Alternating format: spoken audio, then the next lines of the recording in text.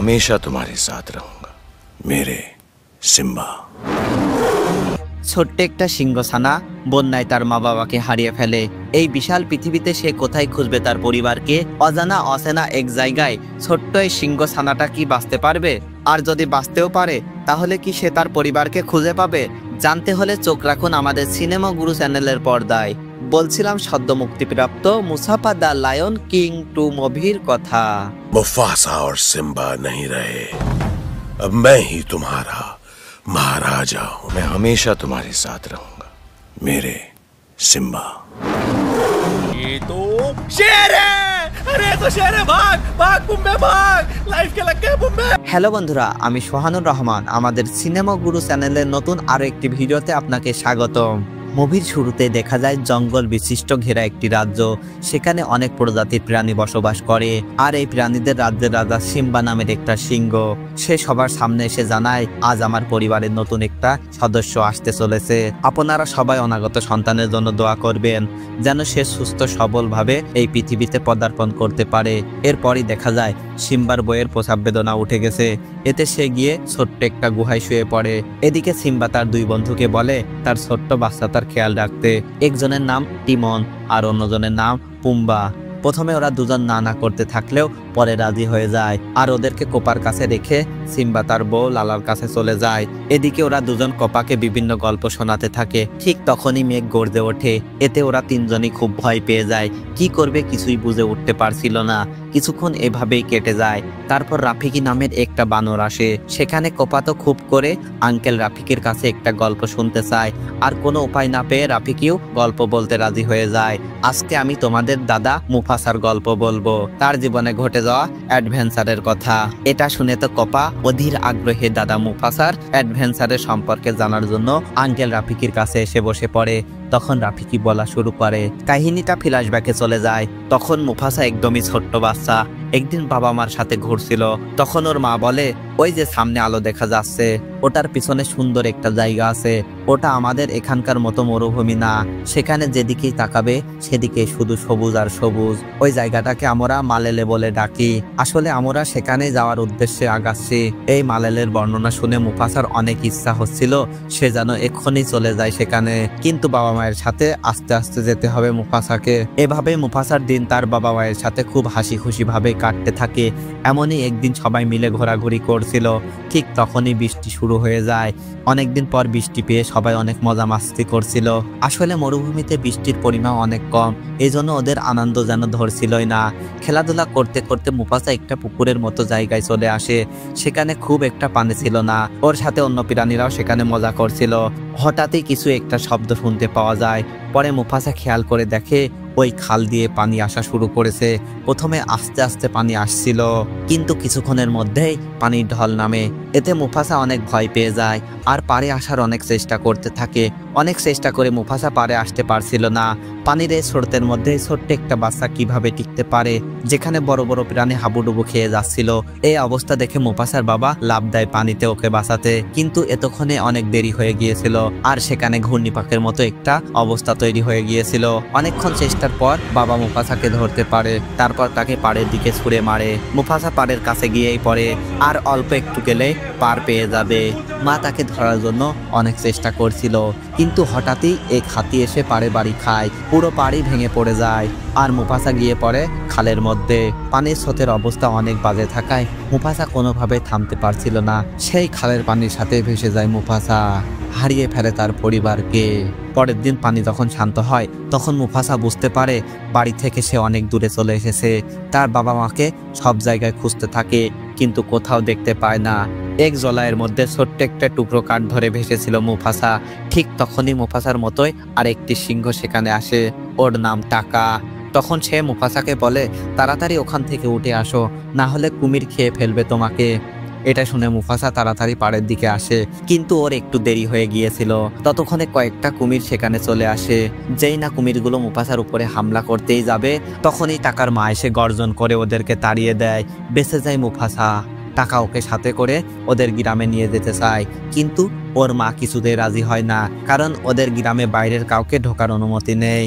তারপরেও টাকার জোরাজোরিতে মুফাসাকে নিয়ে যায় তাদের গ্রামে। টাকার বাবা মুফাসাকে দেখে অনেক ক্ষেপে যায় আর ওকে তাড়িয়ে দিতে বলে, কিন্তু কোনোভাবেই মানছিল না টাকা। আর ওর মাও সাপোর্ট করছিল মুফাসাকে রাখার জন্য। আর কোনো উপায় না পেয়ে টাকার বাবা বলে, ঠিক আছে, তুমি এই গ্রামে থাকতে পারবে যদি তুমি দৌড় প্রতিযোগিতায় টাকাকে হারাতে পারো, আর যদি তুমি হেরে যাও তবে চলে যেতে হবে এখান থেকে। টাকার বাবার কথাতেও মুফাসা রাজি হয়ে যায়, কেননা তার নিজের উপর অনেক বিশ্বাস ছিল। আর ওর বাবা সবসময় বলতো যে আমি নাকি সবচাইতে ভালো দৌড়াতে পারি। কিছুক্ষণের মধ্যে শুরু হয়ে যায় দৌড় প্রতিযোগিতা। প্রথম টাকা অনেক এগিয়ে ছিল। কিছুক্ষণের মধ্যে মুফাসা ওর সাথ ধরে ফেলে, তারপর টাকাকে পরাজিত করে ফেলে মুফাসা। তখন ওকে এখানে থাকতে দিতে রাজি হয়ে যায় তার বাবা, কিন্তু শর্ত একটা, মুফাসাকে মেয়ে সিংহদের সাথে থাকতে হবে। এতে তাও রাজি হয়ে যায় মুফাসা। ওরা দুজনেই খুব খুশি ছিল, টাকা আর মুফাসা। এভাবে মুফাসা আর টাকা একসাথে হেসে খেলে বড় হতে থাকে। এরপর কেটে যায় কয়েক বছর। ওরা এখন দুজনে বড় হয়ে গিয়েছে। একদিন দুজনে একসাথে খেলাধুলা করছিল, ঠিক তখনই বাবা এসে মুফাসাকে এটা ওটা বলে সেখান থেকে তাড়িয়ে দেয় আর মেয়ে সিংহদের কাজে সাহায্য করতে বলে। আসলে এখানে মেয়ে সিংহরা শিকার করত আর পুরুষরা সারাদিন নাকে তেল দিয়ে ঘুমাতো। বাবার সাথে সবসময় অলস হয়ে থাকতে চায় না টাকা। সেও মুফাসার মতো মায়ের সাথে শিকার করতে যেতে চায়, কিন্তু বাবা কিছুতেই অনুমতি দেয় না। তারপর চুপি চুপি একদিন আসে ওদের কাজ দেখতে। এদিকে টাকার মা মুফাসাকে শিকার সম্পর্কে বিভিন্ন শিক্ষা দিতে থাকে। চোখ বন্ধ করে বাতাস, মাটি অনুভব করে মুফাসা বলে দিতে পারতো কোথায় শিকার আছে আর কি অবস্থায় আছে। এসব সে তার মার থেকে শিখেছে। এ পর্যায়ে মুফাসা দূরে এক বন্য গরুর পালের সন্ধান পায়। দুজনে সেদিকে আগাতে থাকে, আর এদিকে ওদেরকে অ্যাটাক করার জন্য ওত পেতেছিল সাদা দুই সিংহ। আসলে এই সিংহদের কাজই অন্য গ্রুপকে অ্যাটাক করা। কিছুক্ষণের মধ্যে মুফাসা বুঝে যায় ওদের উপস্থিতি, কিন্তু ততক্ষণে টাকার মাকে অ্যাটাক করে ফেলেছিল ওই সাদা সিংহগুলো। এসব দেখে তো গরুর পাল পাগলের মতো এদিকে ওদিকে দৌড়াতে থাকে, আর পাশ থেকে সবকিছু দেখছিল টাকা। পরে মাকে বাঁচাতে এগিয়ে যায়, কিন্তু একটা গরুর লাথি খেয়ে পড়ে যায় টাকা। আর কি যেন চিন্তা করে মাকে না বাঁচিয়ে সেখান থেকে পালিয়ে যায় টাকা। আর এটা ওর মাও দেখে ফেলে। নিজের ছেলে বাঁচাতে না আসলেও টাকার মাকে মুফাসা জান বাজি রেখে ওই সিংহগুলোর সাথে লড়াই করতে থাকে। এক পর্যায়ে একটা সিংহকে দুর্ঘটনাবশত মেরে ফেলে মুফাসা। সেটা দেখে অন্য সিংহটা দূরে পালায়। তারপর সে চলে আসে তাদের গ্রামে। এই গ্রামের রাজার নাম ছিল কিরোশ, আর যে সিংহটাকে মুফাসা মেরে ফেলেছিল ওটা ছিল কিরোশের একমাত্র ছেলে। এসব খবর শুনে কিরোশ অনেক রেগে যায়। সে সিংহটাকে মারার হুমকি দেয়, আর মুফাসাকেও সে খতম করবে। সাথে সাথে ওর পুরো দলকেও শেষ করার পরিকল্পনা করে কিরোশ। এদিকে মুফাসার মা ঘরে ফিরে আসে। ওদের ঠিকঠাক দেখে তার বাবা অনেক খুশি হয়, আর প্রথমবারের মতো মুফাসাকে ধন্যবাদ জানায়। তখন মুফাসা বলে, আমাদের এখান থেকে পালাতে হবে। রাজা কিরোশ সিংহদের দলবল নিয়ে এদিকে আসছে, কিন্তু ওর কথা যেন বিশ্বাসী হচ্ছিল না বাবার। তবে কিছুক্ষণের মধ্যে ওনার এই ভুল ভেঙে যায়, যখন তার এক প্রহরী এসে জানায় যে অনেক সিংহ আসছে এদিকেই। কি করবে কিছুই বুঝতে পারছিল না। ওরা ফাইট করতে তো পারবে না এই সাদা সিংহদের সাথে। তখন বাবা একটা বুদ্ধি করে আর টাকাকে সেখান থেকে দূরে কোথাও পালিয়ে যেতে বলে। সাথে মুফাসাকেও টাকাকে রক্ষা করার জন্য বলে। প্রথমে তো মুফাসা আর টাকা কেউই বাবা মাকে ছেড়ে যেতে চায় না, কিন্তু সবাই মিলে অনেক জোরাজোরি করতে থাকলে তারপর রাজি হয়ে যায়। তখন মা মুফাসাকে বলে, টাকার খেয়াল রেখো, আর তোমার বাবা মা যেই মালেলের কথা বলেছিল সেটার উদ্দেশ্যে বেরিয়ে পড়ো তোমরা। তারপর টাকাকেও শেষবারের মতো আদর করে। মায়ের থেকে বিদায় নিয়ে দুজনে রওনা হয় নতুন জায়গার খোঁজে। এদিকে এতক্ষণে কিরোশ পুরো বাহিনীকে নিয়ে চলে এসেছে সেখানে। তারপর মুফাসা সম্পর্কে অনেককে জিজ্ঞেস করলেও কেউই মুখ খুলতে চায় না। এতে অনেক রাগান্বিত হয়ে সবাইকে মেরে ফেলে কিরোশ। এত বড় সাহস যে আমার ছেলেকে মেরেছে, তোর পুরো বংশই আমি নির্বংশ করে দিব। ওরা দুজন অনেকটা পথ এগিয়ে গিয়েছিল, কিন্তু দেরি হয় ওদের সন্ধান পেয়ে যায় কিরোশরাও। আর কিরোশদের দল তাদেরকে তাড়া করতে শুরু করে দেয়। এক পর্যায়ে দৌড়াতে দৌড়াতে ওরা গভীর একটা নদীর পাড়ে চলে আসে। টাকা পানিতে লাফ দিতে চাইলেও রাজি হয় না মুফাসা। ছোট্টবেলায় পানির ওই ভয়ঙ্কর অভিজ্ঞতা এখনো ভুলতে পারেনি মুফাসা। কিছুক্ষণের মধ্যে সেখানে কিরোশ চলে আসে। তখন মুফাসা কিরোশকে বলে, তোমার ছেলেকে আমি মেরেছি, টাকার কোনো দোষ নেই, ওকে ছেড়ে দাও আর আমাকে যা ইচ্ছে তাই করো। কিন্তু কিরোশ তাতে রাজি হয় না আর দুজনকে মেরে ফেলতে চায়। ঠিক তখনই টাকা মুফাসাকে ধরে নদীতে লাফ দেয়। ওরা একটু স্বস্তির নিঃশ্বাস ফেলে, মনে করে যে তারা বেঁচে গেছে। কিন্তু ততক্ষণ একটি সাদা সিংহ লাফ দিয়ে ওই পানিতেই ওদের ধরে ফেলবে। ঠিক তখনই একটা কুমিরের থাবা পড়ে ওদের উপরে। এটা দেখে ওরা দুজনেই খুব ভয় পেয়ে যায়। তবে ভাগ্যক্রমে বেঁচে যায়। কুমিরের পেটে খাদ্য হতে হতেও বেঁচে গেল তারা। তারপর ওরা এক জঙ্গলের রাস্তা ধরে আগাতে থাকে। হঠাৎ মুফাসা কারো একজনের উপস্থিতি টের পায়। অনেক খোঁজাখুঁজির পরে একটা মেয়ে সিংহকে দেখতে পায়। ওর নাম সারাবি। প্রথম দেখাতেই টাকার ওকে অনেক ভালো লেগে যায়। এটা ওটা বলে টাকা সারাবিকে তাদের সাথে নিয়ে যেতে চায়। প্রথমে সারাবি না করতে থাকলেও অন্য কোনো উপায় না পেয়ে ওদের সাথে যেতে রাজি হয়ে যায়। এদিকে দেখানো হয় এক গাছে অনেক বাদর বসে আছে। সেখানে অদ্ভুত দেখতে মুখ রং করা এক বানর বের হয়। এর নামই রাফিকি। সবার থেকে বিদায় নিয়ে সে মালেলের উদ্দেশ্যে রওনা হয়। আর সেই পথেই ওত পেতেছিল মুফাসারা। ক্ষুধায় ওরা পাগল পিরায় হয়ে গিয়েছিল। তখন গিয়ে মুফাসা অ্যাটাক করে রাফিকিকে, কিন্তু সে একটুও ভয় পায় না। এটা দেখে একদম অবাক হয়ে যায় মুফাসা আর বলে, আমাকে দেখে তোমার ভয় পাওয়া উচিত, কারণ আমি একজন সিংহ।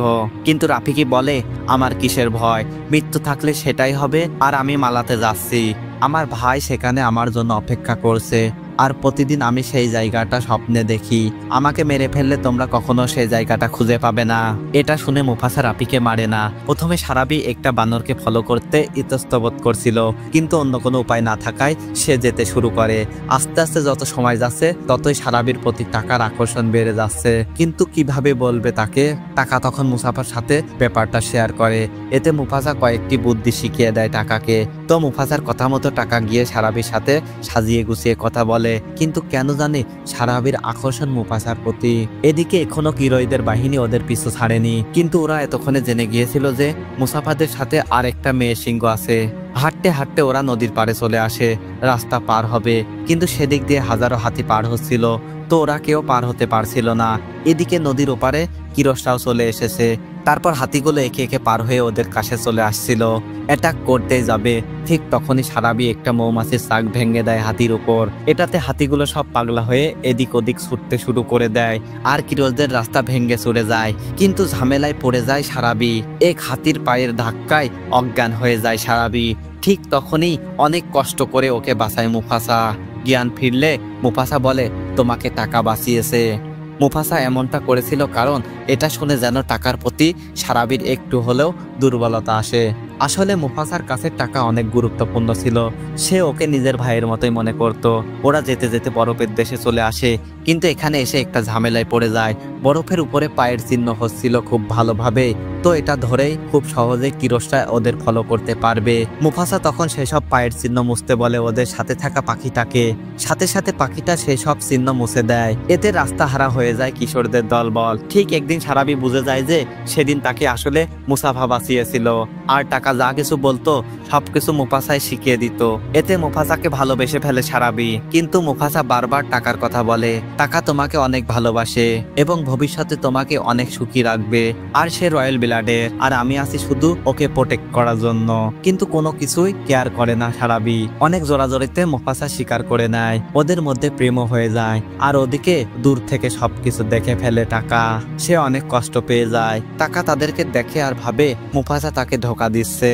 এতে সে পাগল পিরায় হয়ে যায়। এরপরই হঠাৎই পিছলে পড়ে যায় নিচে। সেখানেই দেখতে পায় কিরসকে। তখন কিরস বলে, তুমি বাবা হারিয়েছো আর আমি সন্তান হারিয়েছি, তো চলো আমরা এক হয়ে যায়। আর টাকাও মুফাসার উপর অনেক রেগে থাকার কারণে কিশোরের কথায় রাজি হয়ে যায়। টাকা তখন কিশোরকে বলে, আমি যাওয়ার সময় চিহ্ন করে রেখে যাব, আর তুমি পিছনে পিছনে চলে আসবে সেই চিহ্ন ধরে। কয়েকদিনের জার্নি শেষে ওরা সবাই চলে আসে মালেলেতে। এত সুন্দর জায়গা দেখে সবাই মুগ্ধ হয়ে যায়। পরে রাফিকি সেই গাছটাকে দেখে এগিয়ে যায় সেই দিকে। এই গাছটি রাফিকি তার স্বপ্নে দেখতো প্রতিদিন, কিন্তু এখানে তো রাফিকির কোনো ভাইকে দেখতে পায় না মুফাসা। তখন রাফিকি বলে, তুমি আমার সেই ভাই, প্রতি রাতে গাছের সাথে তোমাকেও স্বপ্নে দেখতাম। হঠাৎই মুফাসাকে একজন জানায় কিরসরা চলে এসেছে, কিন্তু মুফাসারা তো তাদের পদচিহ্ন মুছে দিয়েছিল। তবে লুকিয়ে লুকিয়ে টাকা সেই চিহ্নগুলো আবারও দিয়ে এসেছিল। তখন কিরস এসে বলে, আমি কাউকে কিছু করব না, আমি শুধু মুফাসার জন্য এসেছি, আর তোকে তোর ভাই টাকাই আমাদের হাতে তুলে দিয়েছে।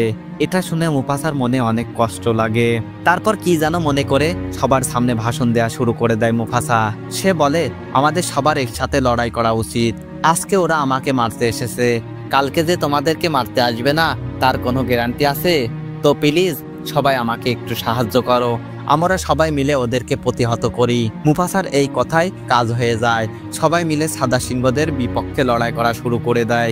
এদিকে মুফাসা আর কিরোশ মারামারি শুরু করে দেয়। মুফাসা এদিকে কিরোশদের সাথে পেরে উঠছিল না। এক পর্যায়ে মুফাসাকে ধরাশীল করে ফেলে কিরোশ। তখন এখানে টাকাও এসে পৌঁছায়। তখন ওর মুফাসার সাথে কাটানো দিনগুলোর কথা মনে পড়ে যায়। কিরোশ মুফাসাকে মারতে গেলে সামনে টাকা চলে আসে। পরে দুজনেই মিলে আবারও কিরোশের সাথে ফাইট শুরু করে। ওদের মারামারি চলতে থাকে। হঠাৎ করেই গুহা ভেঙে যায় এবং তারা নিচে পানির মধ্যে পড়ে যায়। মুফাসা কিরোশের সাথে ফাইট করে যাচ্ছিল। হঠাৎই উপর থেকে দেখা যায় একটি বড় পাথর পড়ছে। মুফাসা তখন চালাকি করে কিরোশের সেটার তলে ফেলে দেয়। বেঁচে যায় মুফাসা। টাকা তখন মুফাসাকে পানি থেকে টেনে তোলে। গুহা থেকে মুফাসা বাহিরে আসলে দেখতে পায় সবাই তাকে অনেক সম্মান দিচ্ছে আর রাজা রাজা বলে সম্বোধন করছিল। এটা কোনোভাবে মানতে পারছিল না মুফাসা। সে তো রাজা হওয়ার জন্য এখানে সবকিছু করেনি। সবাই সমান হিসেবে থাকতে চায় এখানে। কিন্তু তখন রাফিকে এসে তাকে অনেক করে বোঝায়। পরের সিনে আমরা দেখি মালেলের কিং হয়ে যায় মুফাসা। কিছুক্ষণ পর ওর মায়ের সাথে দেখা হয়ে যায় মুফাসার। তাকে দেখে অনেক খুশি হয়ে যায় মুফাসা, কিন্তু বাবাকে কোথাও দেখতে পায় না। আসলে সেই দিনের বন্যায় বাবা মারা গিয়েছিল। এটা শুনে অনেক কষ্ট পায় মুফাসা। এই পর্যায়ে টাকা এসে মুফাসার কাছে এসে ক্ষমা চায়। ওকে তো মুফাসা ক্ষমা করে দেয়, কিন্তু ভাই বলতে বারণ করে দেয়। তখন টাকা তার নিজের নাম করে নেয় স্কার্ড, কারণ এই শব্দ শুনলে তার মনে পড়ে যাবে যে সে মুফাসার সাথে কতটা জঘন্য কাজ করেছিল। আবারও সিন বর্তমানে চলে আসে আর আমরা দেখি এখানেই গল্পটি শেষ করে রাফিকি। তখন সিম্বার ছেলে কাফা বলে, আমি যদি আমার দাদাকে দেখতে পারতাম তবে কতই না ভালো হতো। এটা শুনে রাফিকি বলে, মুফাসা তোমার মধ্যেই বেঁচে আছে। কিছুক্ষণের মধ্যে সিম্বার নালা সেখানে চলে আসে। তারপর কাপাকে তার ছোট ভাইয়ের সাথে পরিচয় করিয়ে দেয়। তখন কাপা ওকে একটা গল্প শোনাতে চায়।